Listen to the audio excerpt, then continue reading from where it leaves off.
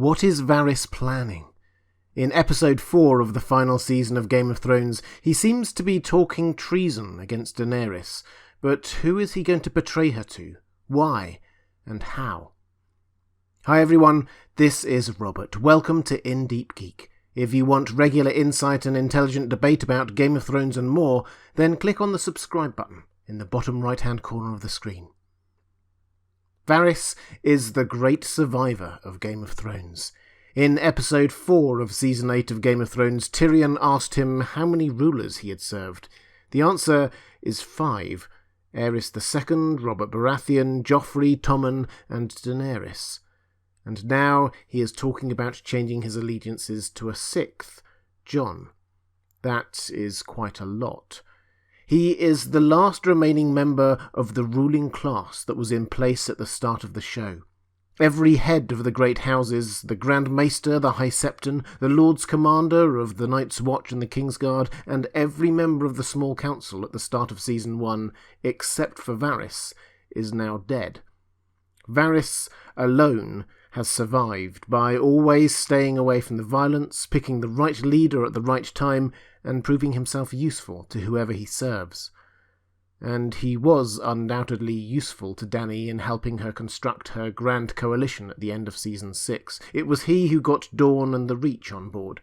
They may not have lasted long, but that was hardly his fault. He's the politician, not the military strategist. But if he's about to change allegiances again, we have to ask why. Because it doesn't just seem to be about a matter of seeking power for himself or trying not to die. Although he makes himself important to whoever he serves, he tends to hide himself in the shadows. He had many opportunities to just slip away and set himself up somewhere for life, away from it all, but he doesn't ever do it. So, what's driving him? What is he trying to achieve? At this point, we should probably address the fact that Varys in the first season or two was very much following a book plot that never made it to the screen. In the books, he has been working to get another alleged Targaryen, someone who claims to be Rhaegar's eldest son, onto the throne.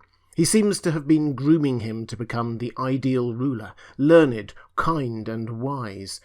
But Book Varys is also much darker, killing people he respects when they get in the way of his plans, and even cutting out the tongues of the young children who work for him. On the show, the whole Aegon plot has been omitted, though, so we need to look at his motivations afresh. Show Varys has a dark side too, but he also claims to be serving a noble cause, the realm. He says this a lot. To Ned in the dungeons in Season 1, to Littlefinger, to Daenerys he says that his loyalties lie not with any king or queen, but with the people who suffer under despots and prosper under just rule. And to Tyrion he talks about how he will never betray the realm, that it is millions of people, many of whom will die if the wrong person sits on the Iron Throne. We don't know their names, but they're just as real as you and I. They deserve to live. They deserve food for their children. I will act in their interest, no matter the personal cost. If what Varys is saying is true, then this actually makes him one of the characters in the show with the purest motivations, not wanting power for its own sake, but for the good of the people. Not holding a loyalty to a particular leader because of their family name, but supporting whoever would be best for the people who have no power in this very hierarchical world. So should we take him at his word about these motivations? Well, we probably should. First, because it fits with his backstory, and second, because it seems to have been borne out by his actions. First, his backstory. Varys is rare among the noble classes of Westeros in not having been born into nobility. Indeed, coming from Essos as he does, on the show at least, he appears not to have any loyalties to any of the houses. And this means that Varys knows what it's like to grow up with no power, at the mercy of others just trying to scrape by. It scarred him, literally as well as psychologically. We know the story of the sorcerer who chopped off Varys's bits, but that wasn't the only horror of his childhood. As he says to Daenerys, "I came from nothing. I was sold as a slave, and carved up as an offering. When I was a child, I lived in alleys, gutters, abandoned houses. Varys knew poverty. He knew what it was like to suffer, to have no power or control over his own life. It makes sense that Varys, as an adult, would now seek to protect those he grew up among in the formative years of his life. Secondly, if we look at his actions on the show, they also back up his claim to be on the side of the people. Having established himself as the master of whisperers, he never once sought to elevate himself to a more powerful role, as others in similar positions, Littlefinger say, tried to do. And although his choice of which leader to back was sometimes pragmatic, him choosing Jon now seems to be motivated by a genuine desire to have the best person on the throne, and genuine concerns about Dany. Whether we agree with him or not, he does appear to be genuine in this. He will know that his disagreeing with Dany about how to get Cersei off the throne was risky, and that even talking to Tyrion about switching sides would be viewed as treason. And it's not as if Jon is an obvious future king at this point. Most people don't know who he truly is, and there is no indication that he even wants the throne. Varys switching his support to him means that both Cersei and Dany will want him dead, and there's no guarantee that Jon would ever even accept the throne if it were offered to him. Varys clearly isn't doing this because he thinks Jon is the most likely candidate to be king. He's doing it because he wants Jon to be king. So, Show Varys is seemingly trying to do the best he can for the realm, at least what he thinks is the best for the realm, and that's an important caveat here. Varys is not without arrogance or a desire for power. He absolutely thinks that he knows best out of everyone, that he knows who the best ruler would be. But I think we should take him at his word that his doubts about Daenerys are genuine doubts about whether she would make a good ruler, rather than any ulterior motives. And his decision to favour Jon is also him attempting to find the best ruler. Going back to Cersei seems never to have been on his radar, incidentally. There's no reason to believe she would greet him as anything other than a traitor. He fled King's Landing in the first place because he helped Tyrion escape from prison. So, Varys has clearly decided that Cersei isn't fit to rule the Seven Kingdoms, and now he seems to have decided that Daenerys isn't either. So what might he do?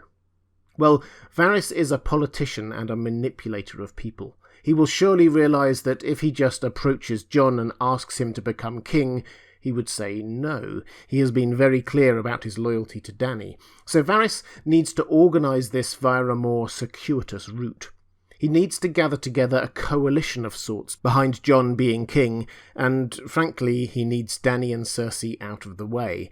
And then, and only then, might Jon consider stepping up. It's what happened when he became Lord Commander of the Night's Watch, and when he was made King of the North. He had no intention of seeking either post, but people manipulated events behind the scenes, and basically put him in a position where he felt honour bound to do it.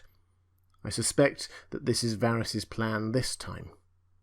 But as a first step, Varys will need to make sure that people know about Jon's parentage and are willing to back him. He would find his first willing co-conspirator in Sansa, I suspect. She clearly has no love for Daenerys, and if Jon stays south, she gets to stay as Lady of Winterfell. And she would be a very important ally. She has huge influence over Robin Arryn and Edmure Tully as her family, her uncle, so there's a good chance that she could bring 3 of the great houses at least into play. Perhaps, like before, he could persuade Dawn to support his preferred candidate, and even House Lannister. It explains why he is trying so hard to make Tyrion come around to his view of Daenerys. All this is, of course, a very dangerous game. If Tyrion tells Daenerys what Varys is up to, then she will surely kill him for treason. And if he doesn't, and Daenerys discovers some other way, then Tyrion himself will surely be for the chop. If he lets Jon know that he knows who he truly is, then Jon will realise that Sansa or Arya broke their vow not to tell anyone, which will feel like a betrayal to him, but that's a whole different video. As far as Varys is concerned, Jon is also still fiercely loyal to Daenerys, so he can't actually be trusted with the information that Varys is now on his side. He basically needs to get Jon into a position to be made king by popular acclaim without Jon himself realising it is happening, or Daenerys for that matter. It's not an easy task that Varys has set himself. The second half of Season 8 has been structured like a classical tragedy. There is a sense of searing inevitability about what is happening here. The moment Jon told Sansa and Arya who he was, despite Dany's pleadings, it triggered a chain of events that is largely unavoidable, given the characters and motivations at play.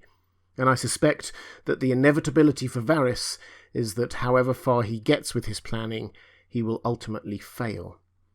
Perhaps Tyrion will show his loyalty to Dany by telling her what Varys is up to. Perhaps Jon will discover and do something similar. Or perhaps the plan will work out perfectly, but then I suspect Jon will decide to walk away, weary of it all. In any set of events, I don't think Varys will succeed. And I think that makes perfect sense for how things must be for the new start after all this is over. As we noted at the start of this video, Varys is the last surviving member of the ruling elite at the start of Season 1. He may not have been seeking to become king himself, but he undoubtedly played in and revelled in the Game of Thrones. The Game of Thrones where you either win or you die. Varys may think of himself as part of the solution, but he's also part of the problem.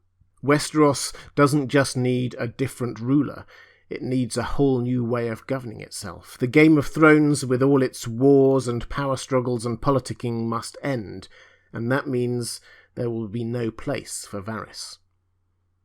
Please join me for live streams on Thursdays and Sundays all through the season, where I'll be discussing what's going on in the show with special guests and making predictions about future episodes. If you'd like to see more of my Game of Thrones Season 8 videos, please click on this link on the left of the screen. Or if you'd like to support the channel, or get some exclusive content or priority access on my live streams, please click on the link to my Patreon page on the right of the screen. Thanks for watching, and I'll see you again soon.